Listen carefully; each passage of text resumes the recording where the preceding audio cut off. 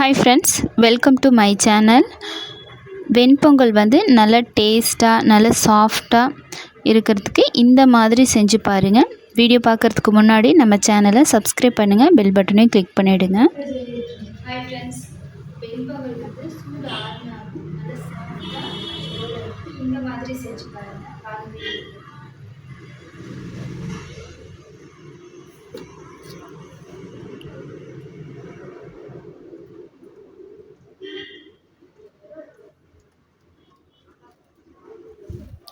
First 1 cup பச்சரிசி எடுத்துக்கலாம்.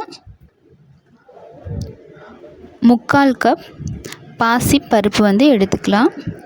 இந்த அளவில் இருந்தால் தான் பருப்பு நமக்கு சூடு ஆறினாலும் கெட்டியாகாமல் நல்லா சாஃப்டாகவே இருக்கும். இப்போ இதை நல்லா வாஷ் பண்ணிடலாம்.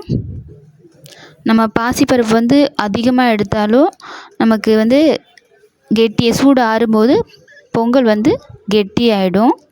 ஸோ 1 கப் அரிசிக்கும் பாசிப்பருப்பு 3/4 கப் எடுத்துருக்கோம். இதுக்கு 5 கப் தண்ணி சரியாக இருக்கும். எந்த கப்பில் அரிசி எடுத்தோமோ அதே கப்பில் தண்ணியும் எடுத்துக்கோங்க.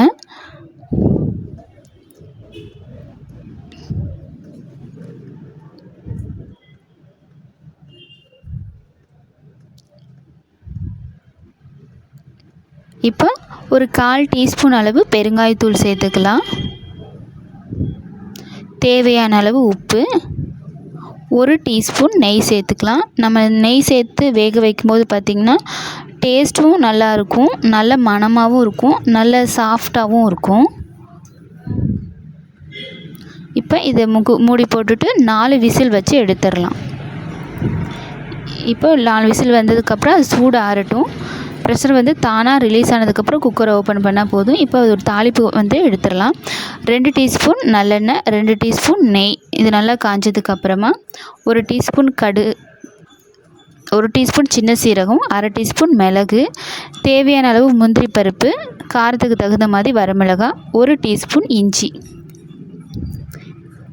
ஒரு 3 கொத்து கருவேப்பிலை, இதெல்லாம் தான் நம்ம போட்டு தாளிக்க போகிறோம். நல்லா சீரகம் மிளகும் சேர்த்ததுக்கப்புறம் நல்லா பொரிஞ்சதுக்கப்புறமா 1 டீஸ்பூன் இஞ்சி சேர்த்துக்கலாம். மிளகு நல்லா வெடிக்கும். நல்லா வெடித்ததுக்கப்புறமா இஞ்சி சேர்த்துக்கலாம்.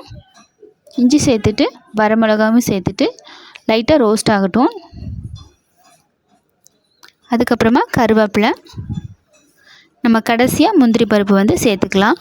சேர்த்துட்டு கொஞ்சம் நல்லா லைட்டாக அந்த மிளகா அந்த முந்திரி பருப்பு லைட்டாக கலர் சேஞ்ச் ஆகி வரட்டும். அது வரைக்கும் வறுத்துட்டு நம்ம பொங்கலில் சேர்த்துடலாம்.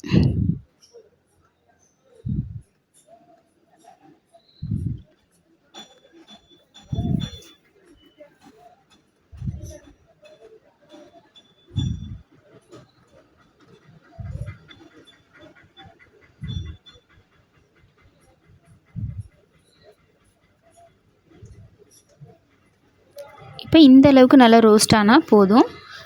மிளகாயோட நிறலாம் நல்லாவே மாறிடுச்சு. இப்போ நம்ம குக்கரை ஓப்பன் பண்ணிவிட்டு லைட்டாக கரண்டியில் மசிச்சு விட்டுட்டு அதுக்கப்புறமா நம்ம தாளிப்பை சேர்த்துடலாம்.